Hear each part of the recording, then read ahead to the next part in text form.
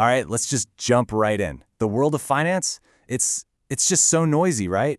It's full of confusing advice, people promising you'll get rich quick. We're going to cut through all of that. What we're doing here is giving you a simple but really powerful framework to understand how money actually works. The goal? So you can start building your financial future like today. And look, to even get started, you've got to understand something crucial. Finance isn't just about spreadsheets and boring numbers. It's a game. And this quote from Anand Datarwal really nails it. Capitalism strives on insecurity and breeds on isolation. It's a game that can, and often does, play on our deepest insecurities. So the very first step to winning, it's to stop just reacting, to stop playing defense, and actually learn the rules of the game. So that's the big question, right? How do you win this game? Well, it's pretty simple, actually. You learn the rulebook, you get to know the playing field and the core mechanics. And that's exactly what we're going to do. We're going to cover the essential rules that put you back in control, starting with the two kind of hidden faces of the system itself. Okay, so let's be really clear about this. Money, capitalism, these things aren't inherently good or bad. They're not evil. They're just a ridiculously powerful force. And this force, it can go one of two ways. It can be a tool that builds you a ladder straight to financial freedom, or it can be a trap that just keeps you running on a hamster wheel. The only thing that separates the two? It's how aware you are. So what are these two faces we're talking about? Well, on one hand, the system is this incredible tool. I mean, it can genuinely allow anyone, and I mean anyone, to build wealth. But, and this is a big but, on the other hand, it's a trap.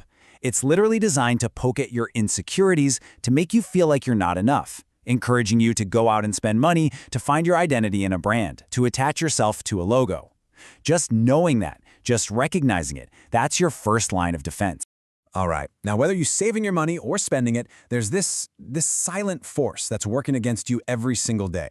You've definitely heard of it. It's called inflation. But here's the kicker, the part most people miss. The inflation that's truly impacting your life, it's probably not the number you're hearing on the news.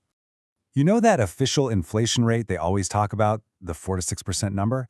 That's based on a general basket of goods, things like milk and eggs. But what about the stuff that actually matters for your big life goals? Things like a house or education. Oh, the inflation rate for those things tells a completely different and, frankly, a much scarier story. Seriously, forget those official numbers for a second. Let's look at the cost for the things you're actually trying to save up for. A good education. That's going up by over 10% a year. Healthcare? A staggering 13 to 14%. Trying to buy a house? Good luck. That's over 10% too. These are the huge expenses, and they are getting more expensive at a crazy rate. This is your real-life inflation. And this quote just hits it home perfectly. Remember Kaun Banega Crorepati, winning that 1 crore prize? I mean, that used to feel like you were set for life, right? But today, that same prize money might not even be enough to buy you a house in a city like Delhi. That, right there, is the devastating real-world power of your personal inflation rate. Okay, so if this real inflation is the villain of our story, what's our secret weapon? How do we fight back? Well, it's something every single one of us has. But honestly, very few of us use it to its full potential. The weapon is time. And when you learn how to combine time with money, something truly incredible starts to happen. This leads us to one of the most basic but most important ideas in all of finance, the time value of money. All it means is that money you have in your hand today is worth more than the exact same amount of money in the future. Why?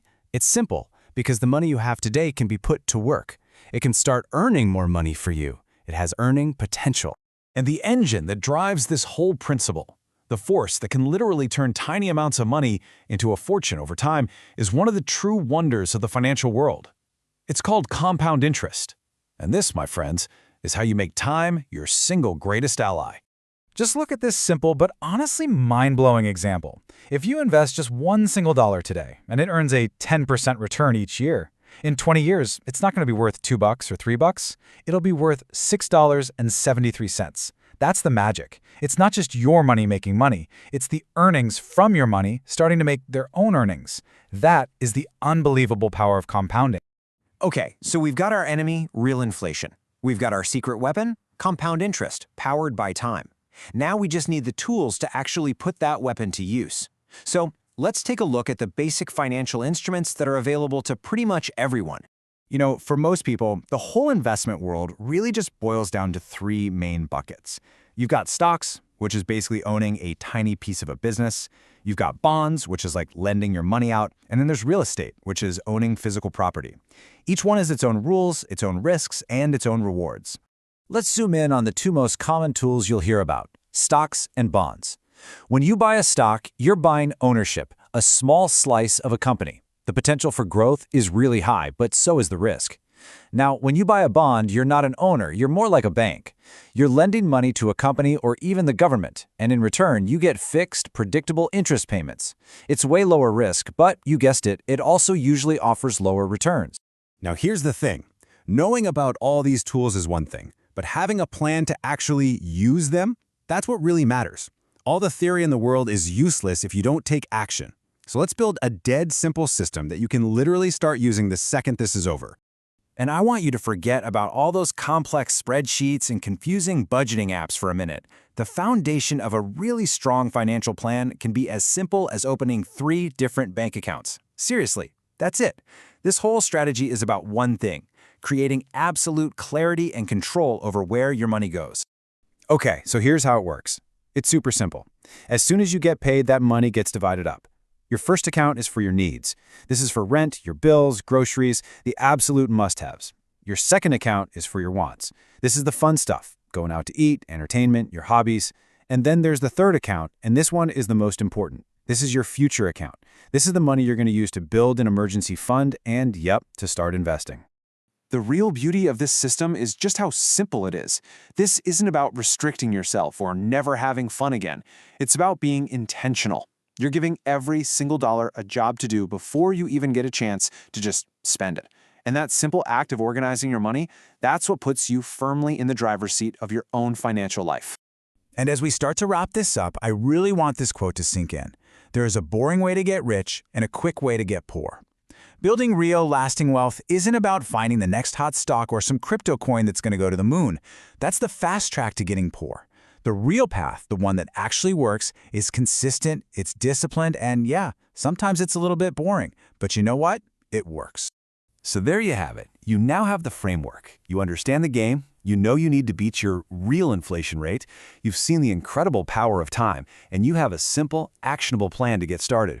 Your entire financial journey starts with just one decision, the decision to take control. So my question to you is, what's the first move you're going to make?